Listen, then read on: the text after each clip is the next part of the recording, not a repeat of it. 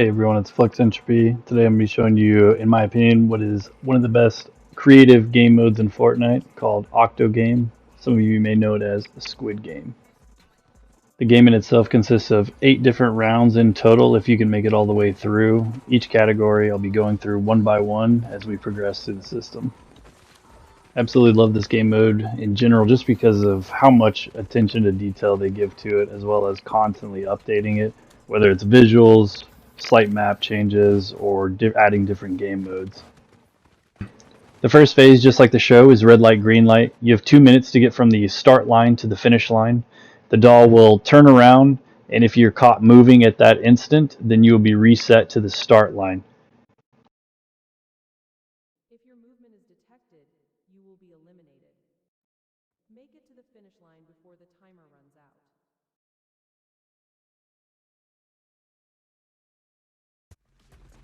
They've disabled sprint in this game mode, so it's just simply walking across the line, which is what takes usually so long.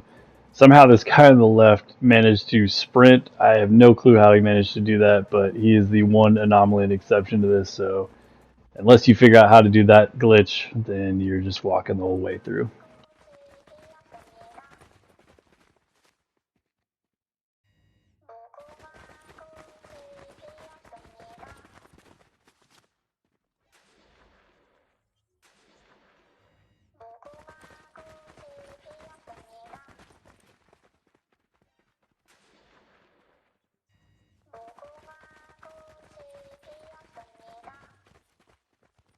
Once you cross the finish line, you're safe and free to move about the safe zone at the end. However, if you cross back over the line, you will actually die if she turns around and looks.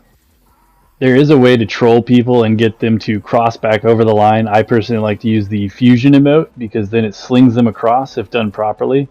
And if she turns around like you see there, that guy dies and gets reset all the way back to the end. It's pretty funny to troll people with.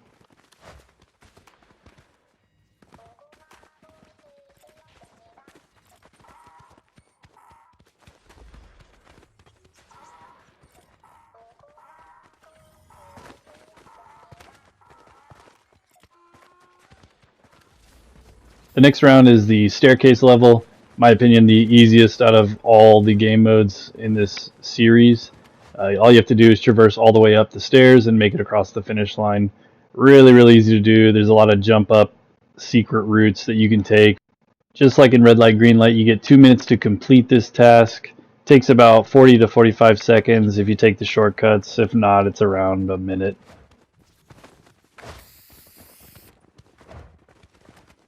So if you want to do this part optimally and take about 40-45 seconds, from here you start the sprint. Don't start your sprint early because it'll actually start draining prior to the invisible wall disappearing. From there you jump up on the blue staircase and then sprint jump across, and then again another sprint jump to the top part. Next you're going to jump on the side of the staircase here, pull yourself up, and then sprint jump across the gap. And then from here it's just normal following the path correctly. We'll jump over the pink wall and then follow the pink path all the way up to the top.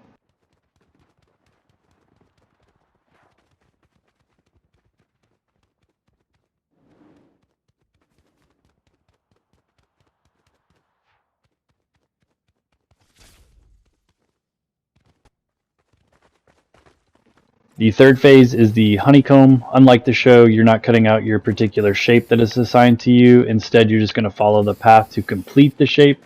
So you have the circle, triangle, umbrella, and the star.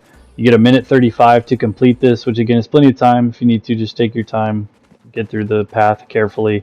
Or if you've done it enough, you can just hold down forward and keep going the whole way. There are a couple of gaps in between here and there that you have to jump over, but it's nothing difficult.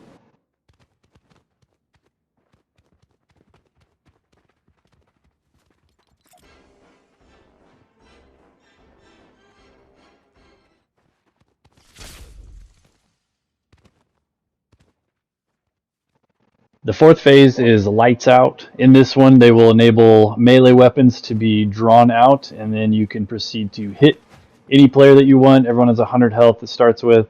Each melee hit you do does 20 damage. I like to jump up here because not a lot of people know about getting up in this spot. You can just watch the chaos ensue. A lot of times, if you've got a bunch of buddies with you, we all just get up towards the top up here and then just have like our own little alliance. You can gang up on people or just run away the whole time. The lights out phase lasts 1 minute, goes by pretty quickly. There's lots of different spots to go to in the room. Just be careful not to trap yourself under the beds, because if you do get down there, you're probably going to end up getting killed.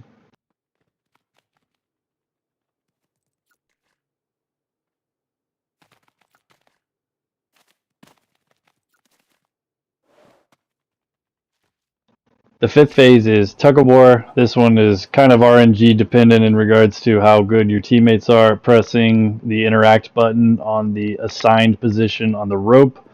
Sometimes you'll get people that are just AFK and just stare at the wrong spot. It basically comes down to which team can press the button the fastest and pull the other team off.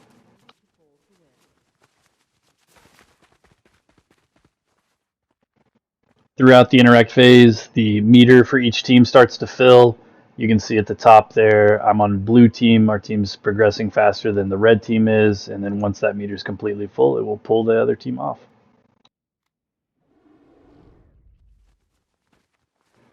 The sixth phase, and relatively new and recently added, is the marble run.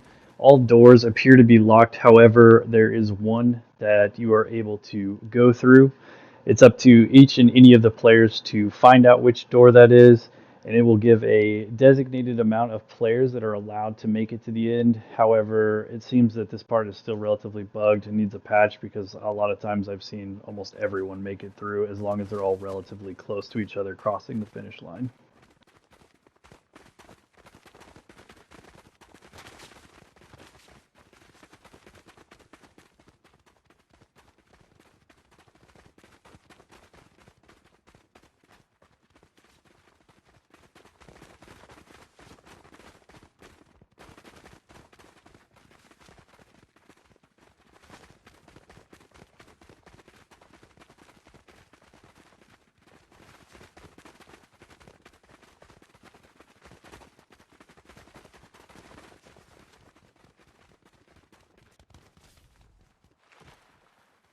The seventh phase is the infamous glass bridge. Here it's completely random as to whether the left or right side is solid or breakable. It's up to the players to just randomly guess. A lot of luck based with this one. Sometimes you'll get the random player that just happens to guess everything correctly, but it just comes down to some RNG and luck on this phase. Everyone can make it through, or one person can make it through. There's no number cap. However, there is a time limit associated with this one. As you can see, 2 minutes and 5 seconds for people to guess correctly.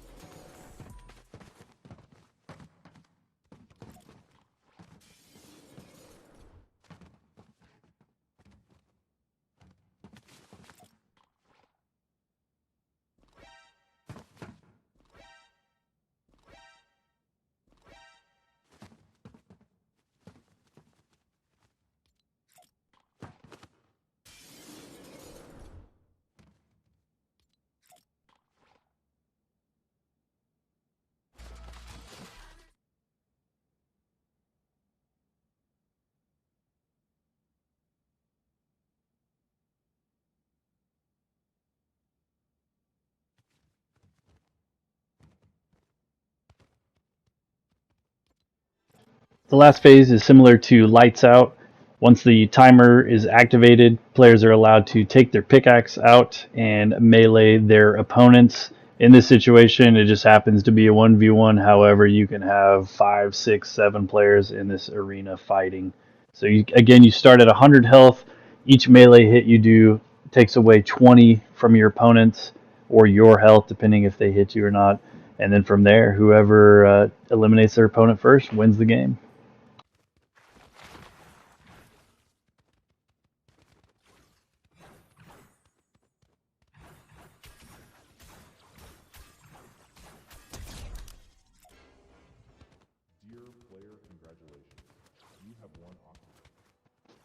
If you find yourself winning that last match, then congratulations, you've won your first ever Octo game. If you enjoyed this, please consider liking and subscribing. I appreciate you hanging out and watching, and I hope you have a good one. Take care.